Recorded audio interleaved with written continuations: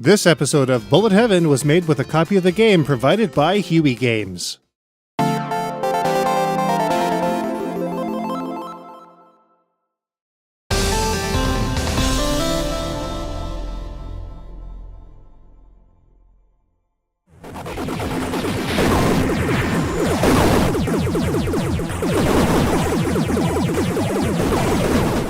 Comparatively speaking, we don't really take a look at many games originally developed in the UK. Usually, if they're from Europe, the shooters we tend to cover actually come primarily from Germany. But there's a huge trove of shooting games for early computers such as the ZX Spectrum, Commodore 64, Atari ST, and Amiga computers that we are more or less completely in the dark about. Huey Games' Hyper Sentinel is not one of those, but its inspiration very clearly originates from this era of computer gaming. Released to PlayStation 4 on May 8th and subsequently to Windows, Mac OS, Linux, Xbox One, and Nintendo Switch 3 days later, Hyper Sentinel is a classic shooting game that really makes us wonder what we might have missed out on from Great Britain's 8-bit heydays. In this review, we'll be taking a look at the Nintendo Switch version, so let's take a closer look.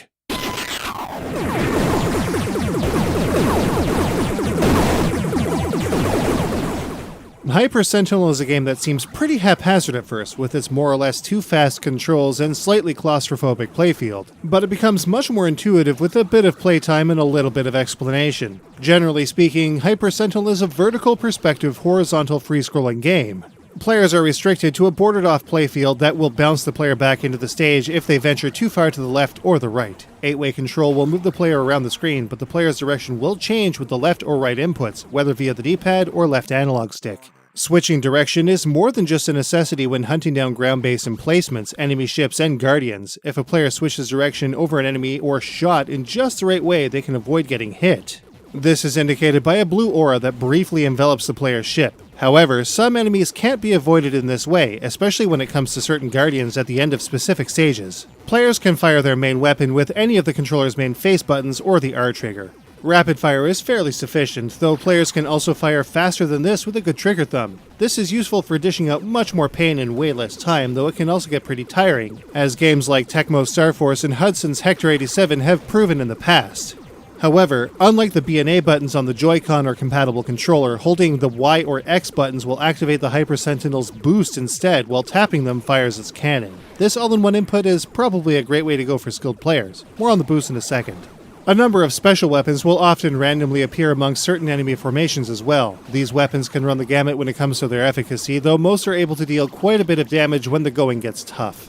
These weapons only last for a certain period of time before they expire, though. When boosting, these weapons are also attracted to the player's ship, which is handy when trying to pick them up in a pinch.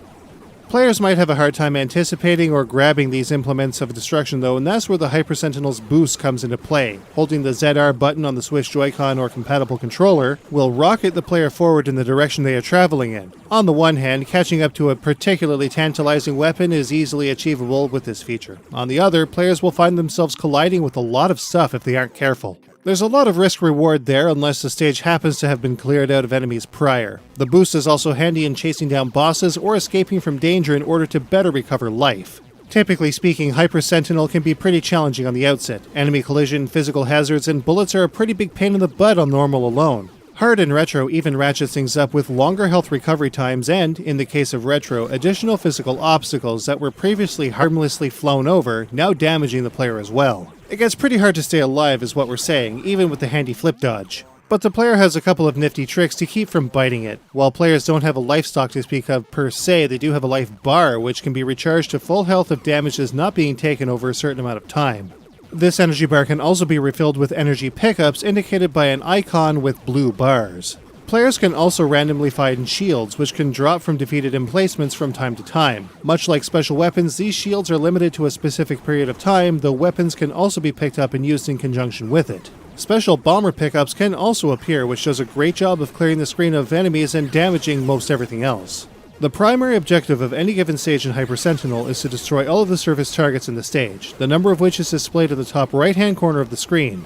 Killing off enemies and cannon units aren't necessarily required to make progress, though it could make things easier with regards to dealing with more enemy fire than is needed when taking on the stage boss. When all of the required emplacements are dealt with, the stage guardian appears and must be destroyed for stage completion. Just as with surface targets, the total number of boss units is displayed in green at the top right-hand corner of the screen. When each stage is cleared, a box is filled to indicate completion. New sectors will unlock when the sector in play is finished. Additionally, 2 extra modes are unlocked for any cleared stage: Survival and Boss Mode. Survival mode is as you might expect. Players are tasked with meeting or exceeding a specified time when dealing with a constant onslaught of flying enemies. No ground emplacements exist in this mode, but a number of weapons are placed about the stage for players to pick up. Some also appear along with enemy formations. Energy replenishment and shields also randomly appear, but become more and more rare the longer a stage goes. Unlike the standard arcade mode, these weapons can also be stacked, allowing the player to dish out quite a bit of pain. However, there is no score, so enemy destruction takes a backseat to defensive flying to last as long as possible.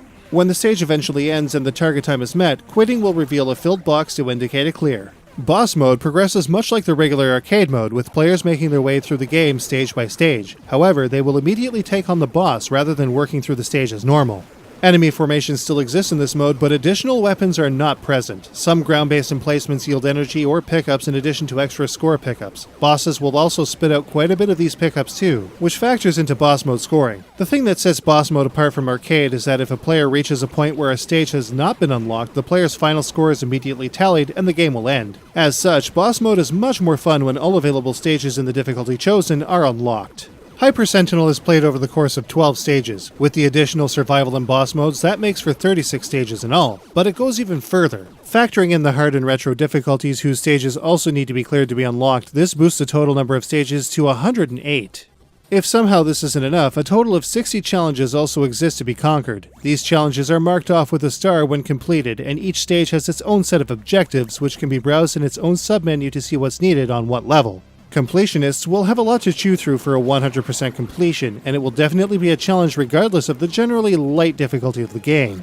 But is it any fun? Well, at first we weren't sure that we got Hyper Sentinel at all. To a certain degree, we still think we're probably missing something since collision and frequent recharges are often needed, especially in later stages. But we still had a pretty great time with the game, generally speaking. We still dig the mechanics at play here, even if the controls are a bit squirrely and a little too over-frenetic.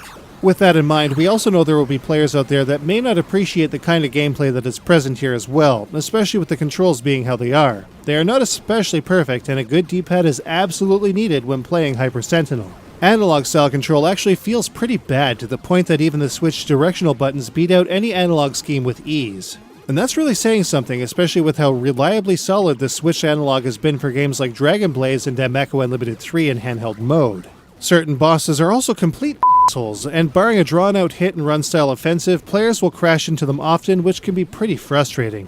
At the very least, the controls and playstyle are still viable, but take some getting used to. Thankfully, once players acclimate, Hyper Sentinel is very playable, and even a little on the easy side, even on hard difficulty. One other small thing that really bothered us though: accidentally pressing the B button after any stage will end the game, bringing players to the title screen and cutting the score they may have achieved off right then and there. This score-killing function can really put a damper on a player's day. It could be easily patched, but at the same time it's also totally the player's fault if it happens, since it says right on the screen, B, quit. Our advice? Just make sure to always tap the confirm button if speeding through stage end info is something that's done on the reg.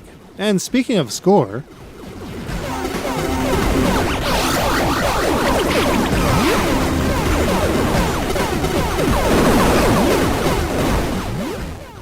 the scoring in Hyper Sentinel may not be especially deep, but it is extensive. There are a lot of factors to keep track of to maximizing the score a player will obtain in this game.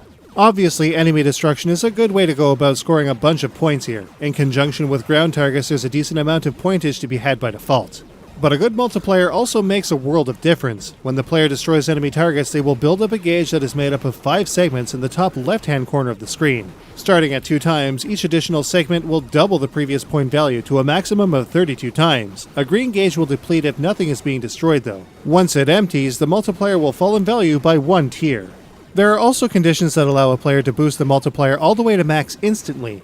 At certain points in every stage, an alienoid enemy will move across the screen with a Space Invader-y sound. If it is killed, the multiplier will hit maximum instantly. Bubble items with an upturned arrow also max out the multiplier in exactly the same way. The longer the multiplier is engaged, the more points a player will collect when enemy targets are destroyed. Score bubbles can be released from destroyed surface targets, which grant a few points here or there, but mystery bubbles with a pair of question marks can also be released from defeated enemy cannon emplacements. These bubbles can be worth hundreds of points each and can really boost a player's score considerably. Especially in the case of boss mode, these score boosts are especially important. There's even another totally different drop that looks like a powered-up bell that can grant up to 1,000 points apiece. Finally, at the end of each stage, a number of additional bonuses are applied. A level bonus grants the players a bonus for completing the stage based on difficulty. A formation bonus is awarded for taking out entire enemy formations before any escape. Time will award a bonus that scales according to the amount of time a player takes in a stage, and a skill bonus grants players a score based on dodging, avoiding critical damage, and proper use of boosts. It all comes together to form a stage total which is applied to the worldwide leaderboards. Every stage in every mode on every difficulty has its own leaderboard, and players can see instantly where they stack up to others around the globe. Of course, survival is ranked by total time, not points. There's also another total score leaderboard that ranks a player's best combined score from their best non-stop multi-stage run. When playing for this score, players are able to continue from the last stage they died in with the score they had at the beginning of the prior stage. Of course, any points or bonuses obtained from stage start up until death is wiped. So the scoring in Hyper Sentinel is actually pretty fun and satisfying too. If these scores are anything to go by, maybe we do actually get the gameplay here after all. Best of all, anybody can compete on these leaderboards. Since in the end, and once again, Hyper Sentinel is a little on the easy side. Of course, scoring very high takes a little more skill, which definitely makes for a decent goal for newer players.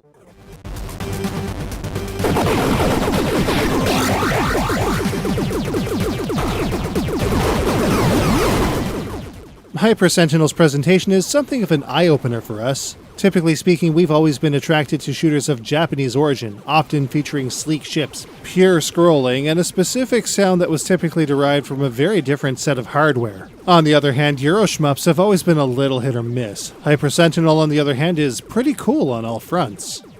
Admittedly though, the actual design to Hyper Sentinel still isn't really our cup of tea. The kinds of pixel art designs from the enemies to the player's ship are not the kinds of designs we particularly dig. But that's a purely subjective opinion, and there's still a lot to love about the visual design to Hyper Sentinel.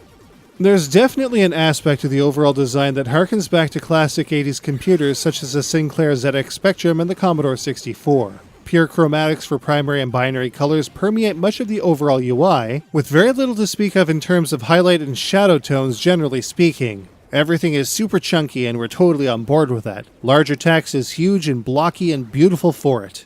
But there are also some excellent modern touches too, like dynamic lighting in front of the player's ship and enemies, smooth rotation on enemies and Guardian segments, and of course, a ton of flashy explosions. The way the stage flies apart when each Guardian is defeated is also super satisfying. Speaking of satisfying, the sound in Hyper Sentinel is pretty excellent stuff. Once again, C64 synth is very rarely something that we dig, but the compositions and effects in Hyper Sentinel definitely do it for us. There's very little to it that we dislike, which is both equal parts surprising and awesome. Hyper Sentinel also has some really cool vocorded voice samples for various pickups and alerts, including probably our favorite warning alert this year, and one of our favorites of all time.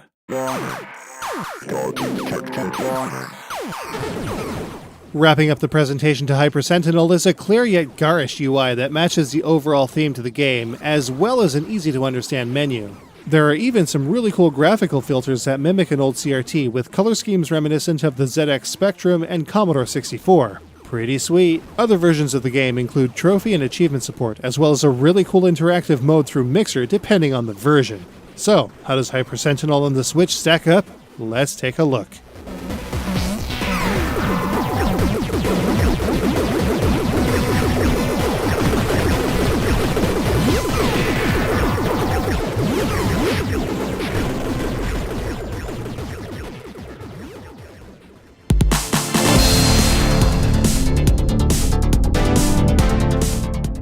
The control in Hyper Sentinel is ultra sharp and responsive overall, but only kind of intuitive. It definitely doesn't keep the player from colliding with obstacles and enemies. It's something players can get used to, but combined with Hyper Sentinel's style of gameplay, it's far from perfect just by design. In terms of challenge, Hyper Sentinel seems difficult on the outset, but becomes easy with a bit of dedicated playtime. Normal and hard are generally pretty easy to get through, with only Retro presenting a more sizable challenge. With over 108 stages worth of gameplay, Hyper Sentinel will last a good long time for most players, especially completionists and score chasers. Visually, while the actual pixel art designs may or may not be some players' jam, a number of great special effects and cool CRT filters give Hyper Sentinel a great look overall. Sound-wise, we've never really cared for C64-style chiptune, but what's here is not only fitting, but awesome. Extra cool retro effects and vocorded VO are also a cut above. In terms of ingenuity, taking the classic Uridium formula and adding a number of enhancements and modes makes for an experience that definitely breaks the typical shooting mold we've come to expect from a modern shoot-'em-up. And it's definitely a welcome change of pace. However, it's definitely not perfect, especially on the control front, and will require getting used to. Hyper Sentinel is only about $13 US, which is a pretty good deal for such an extensive shooter with so much gameplay on tap. Players may find better value in other versions though. Hyper Sentinel is a game that grew on us pretty quickly, even with its faults. It's also one of those rare games that we'd love to see all the way through to 100% completion, and having finished all of the stages on both normal and hard, with a respectable 11th worldwide high score on Switch, just saying. The frequent collisions and spastic controls are probably par for the course. At least it's still a ton of fun to play. Hyper Sentinel gets a 4 out of 5. You can get a copy of Hyper Sentinel on all major platforms for about $13 US. Man, did I ever miss the boat on some of these early 80s computers. It might be worth looking into, but man, the price sure has shot up these days. I think at the very least we should maybe get a Commodore 64. I still have that Model 1702 monitor, so who knows, I guess we'll have to see what happens. Speaking of retro though, while we wait for the Switch version of Ikaruga to drop, maybe we should take a look at something PC Engine related.